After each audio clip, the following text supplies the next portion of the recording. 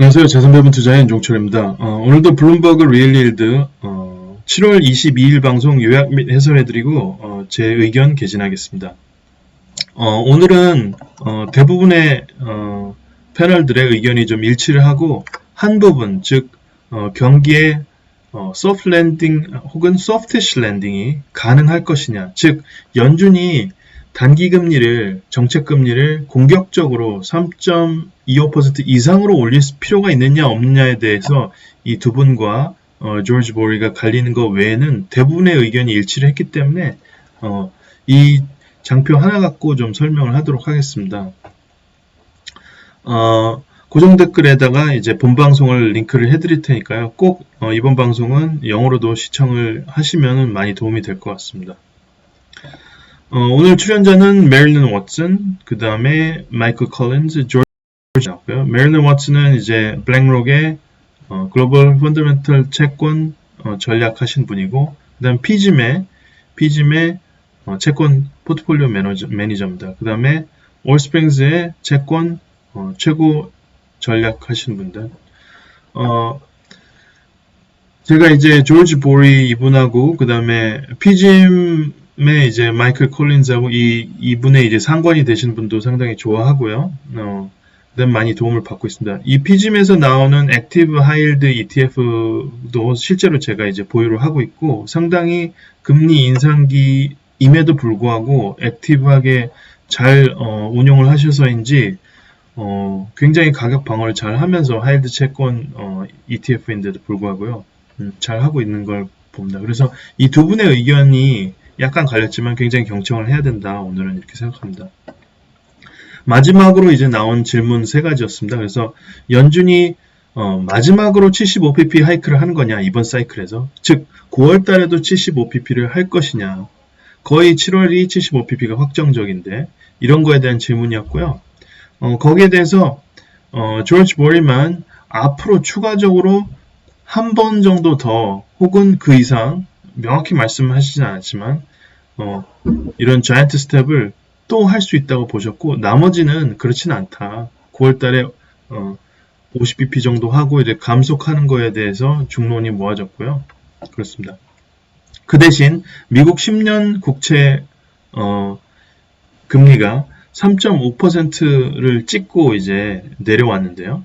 즉 미국 10년물의 가격이 한 6월 17일 언저리에서 가장 낮았지 않습니까? 그래서 절호의 매수 기회였는데 이런 10년물 금리가 3.5%를 이번 사이클에서 다시 볼 수 있느냐에 대해서는 다 못 본다. 즉 마지막으로 본 거다 이렇게 답변을 했습니다. 10년 국채의 금리의 고점을 3.5%로 보신 거죠.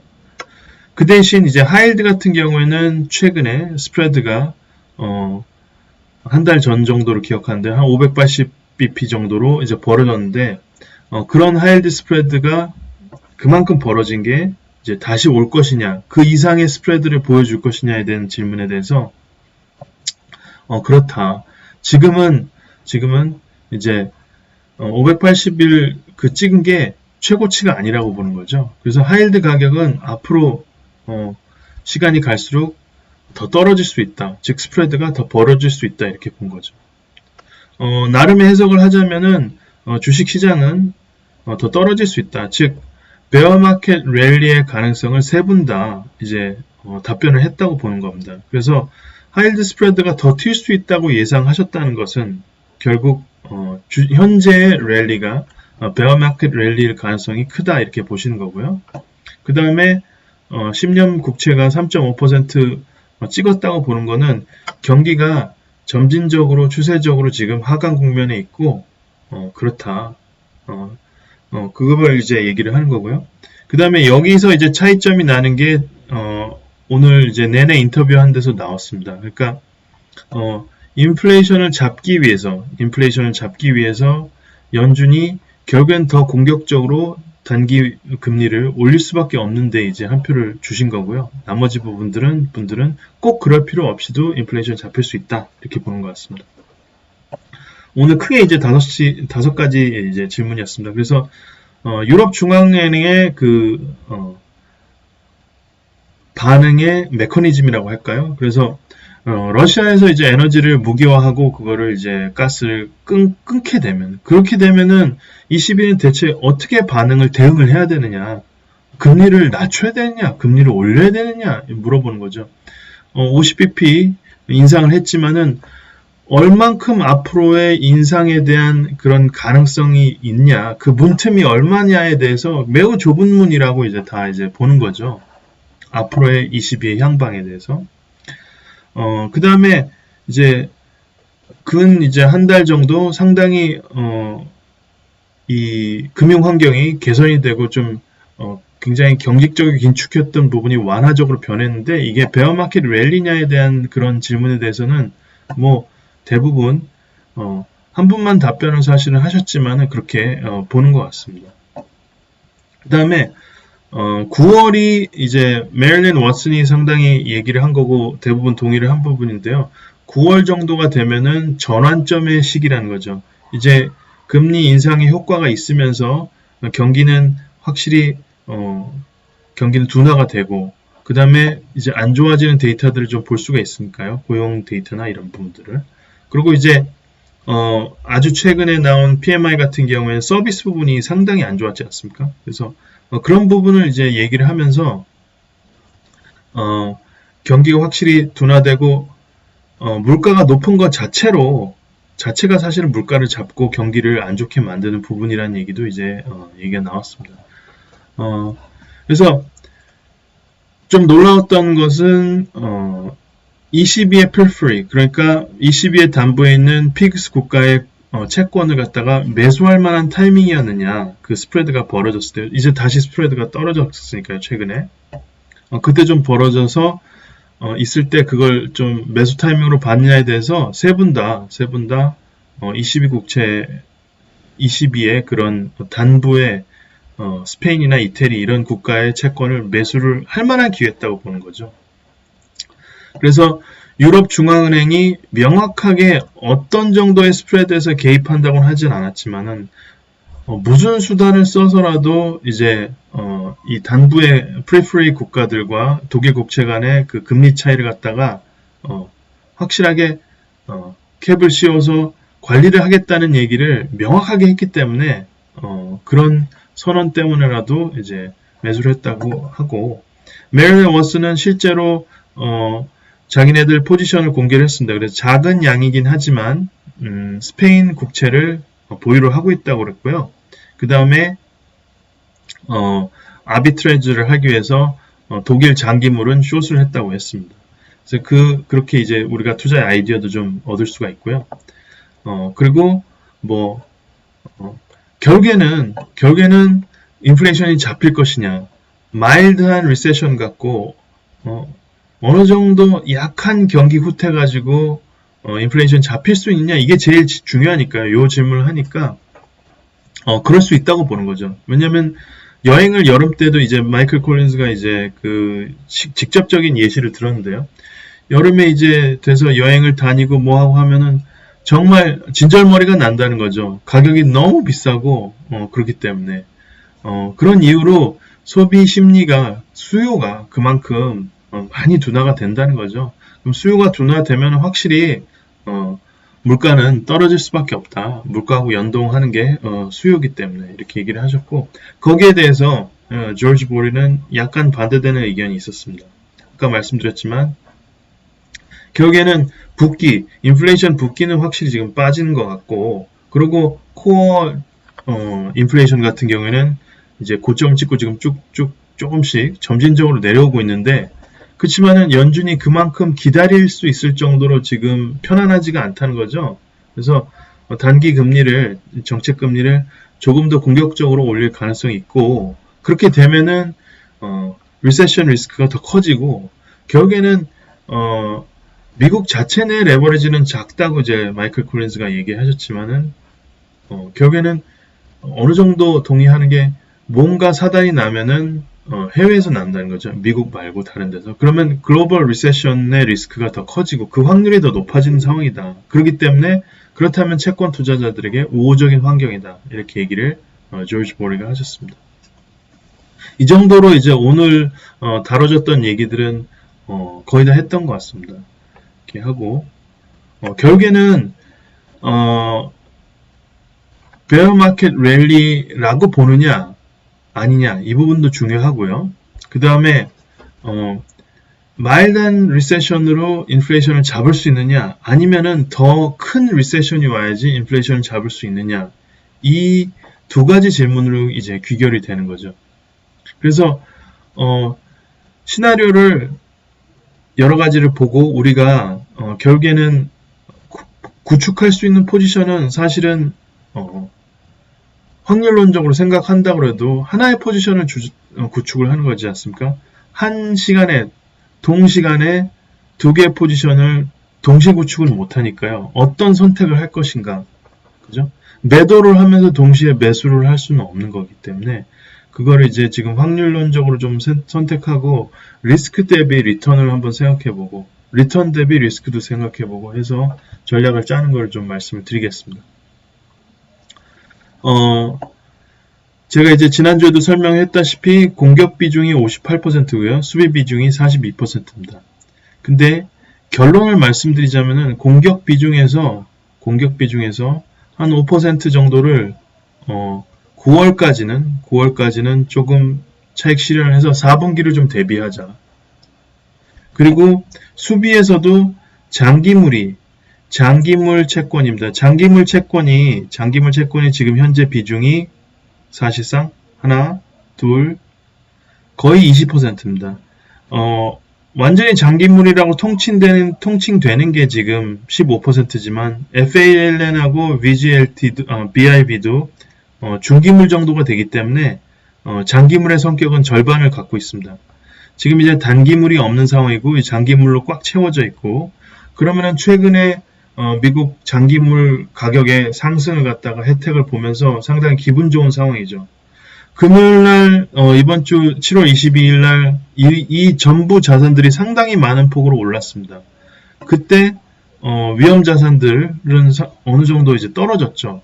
이 밸런싱이 되는데 이런 부분에서 하반기 즉 4분기를 대비하기 위해서 우리가 단기채 비중을 점진적으로 9월까지 좀 늘려야 되는데 그 이유하고 어떻게 그 사유하고 세부적인 전략을 좀 더 말씀드리겠습니다. 연준이 지금 목표로 하는 거는 94년도부터 95년도까지 이 사이클입니다. 그래서 이때만 해도 단기금리를 이렇게 자이언트 스텝으로 엄청나게 올리고 그럼에도 불구하고 주식시장은 이렇게 횡보하다가 오히려 금리 인상 사이클이 오기 전에 10년물 국채 가격이 올라가는 것, 즉 10년물 국채 이자가 수익률이 떨어지는 시점부터 주식시장이 이렇게 랠리를 했습니다. 그러니까 이런 부분을 목표로 하고 있고 제임스 블라드나 아니면은 파월 의장도 이거를 원하는 거죠. 약간의 운이 있고 뭔가 아귀가 잘 맞으면은 이게 가능한 일이니까요. 근데 그 반대로 되는 거는 이제 10년물 국채가 가격이 올라가면서 주식시장도 함께 떨어졌던 게 이 2000년, 99년부터 해서 2000년 이 사이클입니다. 닷컴 버블 때는 채권 금리를, 국채 금리를 그렇게, 기준금리를 그렇게 많이 내려도 결국에는 경기의 이유로 버블이 워낙 컸기 때문에 전체 시장이 상당히 폭락을 하면서 고통스러운 시간을 감내해야 됐죠. 자, 그러면 우리가 봐야 될 경우의 수들을 좀 보겠습니다. 경우의 수는 과연 달러가 약세로 전환할 것이냐 아니면은 강세로 전환할 것이냐. 강세 전환의 사유는 진짜 글로벌 리세션이 오면 다시 강세가 되는 거고요. 어느 정도 미국이 견조한 상태에서 금리를 꾸준히 인상하는 수준이 되면 즉 10년물 국채의 이자가 가격이 조금씩 10년물 가격이 조금씩 떨어지는 상황이 되면 다시 또 달러는 강세가 됩니다. 그러니까 미국 경제가 매우 견조해도 달러 강세, 그 다음에 미국 경제가 글로벌리 해서 전체적으로 안 좋아질 때도 사실 달러는 강세가 되는 거죠. 그러니까 달러의 약세가 되려면 미국 경제는 상대적으로 둔한데 뭐 중국이라든지 다른 나라 경제가 유럽 경제가 왕성하다고 하면은 그때는 달러 약세로 전환이 되는 거죠. 이런 부분이 있기 때문에 이 두 가지 생각해도 우리나라 시장이나 주식시장에 있어서 전체적인 주식시장에 있어서 달러 강세는 일반적으로 안 좋으니까요. 이 부분 말씀드리고 물가가 안정세로 가느냐 아니면 여기서 무슨 이상한 일이 발생을 해서 또 한 번 인간이 하는 일이니까 확전이 된다든지 뭔가 샥이 또 있어서 스태그플레이션 한 게 더 세진다든지 이런 부분이 생기면 또 굉장한 공포에 휩싸이는 거죠. 그 다음에 아까 말씀드렸다시피 마일드 리세션으로 인플레이션을 잡을 수 있는지 아니면은 글로벌 리세션이 결국에는 그게 유럽으로 전이되는 시나리오까지 우리가 유럽이 아니고 미국으로 전이되는 시나리오까지 봐야 되는지 이겁니다. 근데 시나리오는 이렇게 세 가지의 경우를 갖다가 이제 두 가지를 분화시켰으니까 6가지 경우 수로 보지만은 단순하게 생각하면 우리가 두 가지의 경우 수로 볼 수 있다는 겁니다. 역사적인 사례인데요. 10년물 금리에 10년물 죄송합니다. 이건 명확히 하겠습니다. 10년물 국채 수익률의 하락과 주식시장이 상승을 동행한 시기는 근자에 1970년부터 보면 딱 두 번밖에 없는 겁니다. 어느 정도 기간을 두고 그렇게 된 게 1995년 1월부터 1996년 1월까지 약 12개월간 동안 10년물 국채 수익률은 떨어지면서 주식시장은 올랐습니다. 반대로 1970년대도 마찬가지인데요. 6월부터 그 이듬해 4월까지 10년물 국채 수익률이 떨어지면서 시장은 올랐습니다. 이때는 인플레이션이 다시 오는 바람에 그죠? 10년물 금리도 다시 오르고 시장도 다시 박살을 났습니다. 그래서 요거 이제 제가 명확히 하는데 10년물 국채 수익률을 얘기하는 겁니다. 대부분의 경우 이렇게 국채 수익률과 그 다음에 주식시장은 수익률이 보통의 경우에는 점진적으로 상승하는 금리가 점진적으로 10년물이 올라갈 때 주식시장과 메인스트리트가 좋았기 때문에 이 두 경우를 빼고는 사실 현재는 지금 근 한 달 동안 10년물 국채 수익률이 지금 고점을 찍고 다시 하락하고 있지 않습니까? 그 얘기는 10년물 국채 가격이 이제 상승하고 있는데 이런 경우에 보통의 경우는 주식시장이 앞으로 안 좋아졌다는 거죠. 보통의 경우에. 베어마켓 랠리가 있은 다음에 상당히 많이 떨어졌는데 이 두 사례들이 있기 때문에 우리가 이제 확률론적으로 생각을 해야 된다는 거죠. 그래서 결론을 말씀드리면은 3개월 동안 단기채 비중, 지금 현재는 단기채나 현금 비중이 3% 수준밖에 안 되는데요. 10%로 증가를 시키자는 거죠. 그래서 4분기 전략을 점진적으로 대비를 하자는 겁니다. 그래서 핵심은 10년물 수익률이 2.5%에서 2.2%로 되는 수준이 됐어는 지금 현재 장기채 비중이 아까 포트폴리오 보셨지만 한 20% 가까이 되는데 이거를 5%는 좀 덜어내자. 덜어내고 단기채를 좀 사자. 그 다음에 위험자산에서 공격비중 자산에서 5%를 축소시켜서 또 그 5%만큼 단기채 비중을 늘리자. 그러니까 단기채 비중을 10% 정도 더 확대를 하자는 겁니다. 지금 현재 캐시나 이런 단기채 비중이 3%로 되어 있는데 13%로 확대를 하자는 거죠. 이유는 이 두 가지 시나리오, 즉 주식시장이 폭락하는 것과 아니면은 이렇게 소프트 랜딩에 성공해서 올라가는 두 시나리오에 모두 대응을 하자는 겁니다. 그래서 좋은 경우는 장기채를 갖다가 우리가 더 싸게 사기 위해서 주식시장이 오른다면 이렇게 보실 수가 있고요. 이게 지속 보유의 리스크, 장기채를 지속 보유하는 리스크보다 리턴이 크기 때문이고, 그리고 이 두 개의 좋은 사이클을 빼고서는 사실은 시장이 더 하락한 경우가 많았기 때문에 어느 정도 단기채 비중을 높이는 것은 나중에 리스키한 애셋을 추가적으로 살 수 있는 기회인 것이죠. 이상으로 오늘 방송을 마치겠습니다. 감사합니다.